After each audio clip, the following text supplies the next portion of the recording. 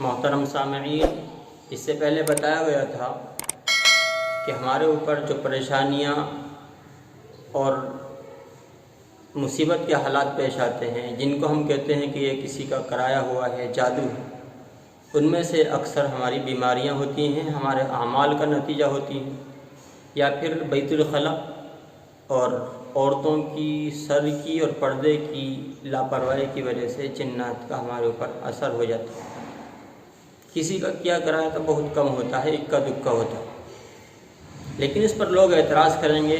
آپ خود کہہ لیں کہ ہاں ہم تو اس کے پاس گئے تھے، انہوں نے اتنا بڑا کرایا ہوا بتایا تھا، انہوں نے اتنا بڑا کرایا ہوا بتایا تھا، اور پھر دکھایا تھا، انہوں نے تو ہمارے منہ سے دھاگے نکال دیے تھے، اس نے جھاگ نکالے تھے، اور اس نے یہ کیا تھا، وہ کیا تھا، اتنا بڑا ہمارا کرایا ہوا نکالا تھا۔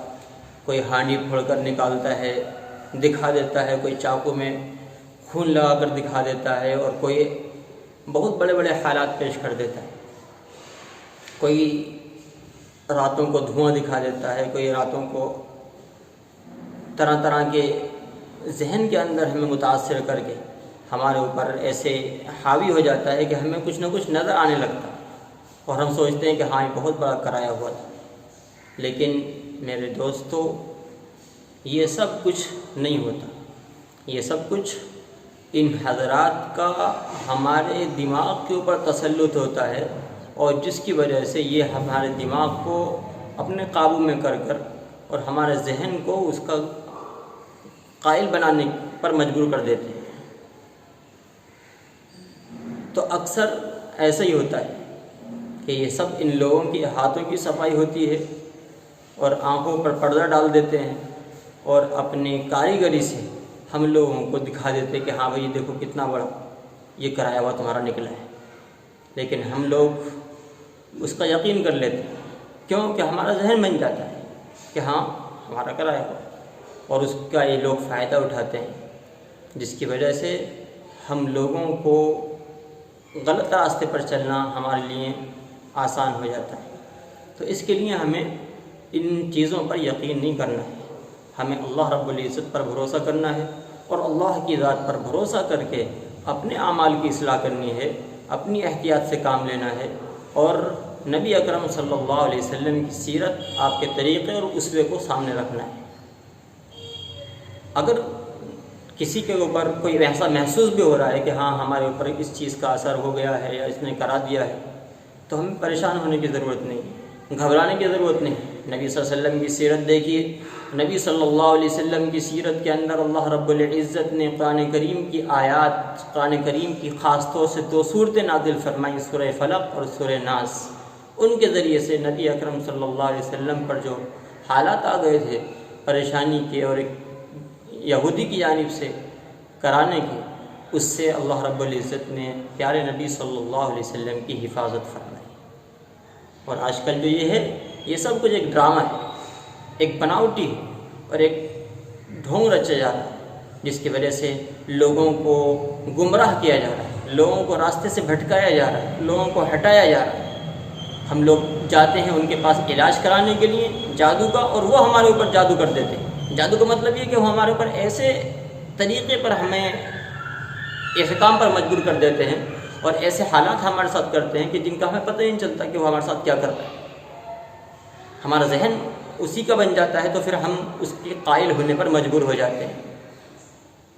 بعض حضرات قرآن کریم کی سورت پڑھنے کے لیے بتا دیتے ہیں کہ ہاں یہ سورت پڑھ لو گے آپ تو پھر آپ کو الٹی آئے گی۔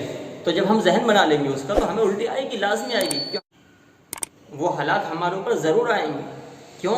اس لیے کہ ہم نے اس کا ذہن بنا لیا، ہمارے ذہن کے اندر اس نے یہ ڈال دیا ہے کہ ہاں اب ہم یہ صورت پڑھ لیں گے تو آپ کو الٹی آئے گی، یا آپ کے چکر آئیں گے، یا اس طرح کے حالات آئیں گے، آپ کو یہ دکھائی دے گا۔ جب ہمارے ذہن میں وہ چیز فٹ ہو جاتی ہے، وہ اسی طرح سے نظر آتا ہے، وہ حقیقت میں کچھ نہیں ہوتا ہے۔ اسی طرح سے ہمارے ذہن ہی کی وجہ سے ہم وہ کام انجام دینے لگتے ہیں جو کام ہمیں کرنے نہیں چاہیے۔ مثال کے طور پر ایک قبر کے اوپر ایک مولانا صاحب گئے، اپنا خود واقعہ بیان کرتے ہیں کہ وہاں پر سب لوگ پٹکی کھا رہے ہیں، قبر کے برابر میں لیٹتے ہیں اور اچھل کے دور بھاگتے ہیں، سب لوگ نمبر سے کر رہے ہیں، اور سب کو ایسا ہو رہا ہے کہ وہ وہاں جاتے ہیں اور اچھل کے دور جاتے ہیں۔ ایک مولانا صاحب گئے اور انہوں نے وہاں لیٹ گئے جا کر کے. وہ کہہ رہے مجھے تو کوئی نہیں اچھال رہا, میں تو پٹکی نہیں کھا رہا.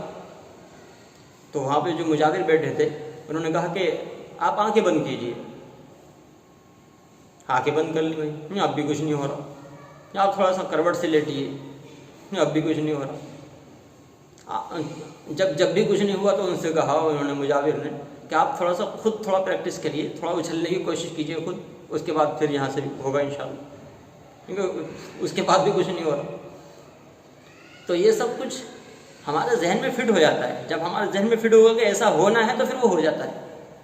تو اس لیے ان تمام چیزوں کے چکر میں نہیں پڑنا چاہیے.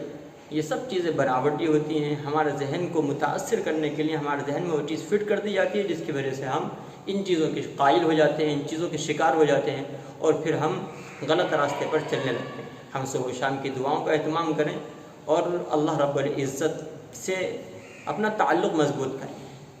جب ہم ایسا کریں گے اللہ رب العزت کی مدد آئے گی, اللہ کی رحمت آئے گی, اور ہم ہر طرح کی پریشانی سے, مصیبتوں سے محفوظ رہیں گے.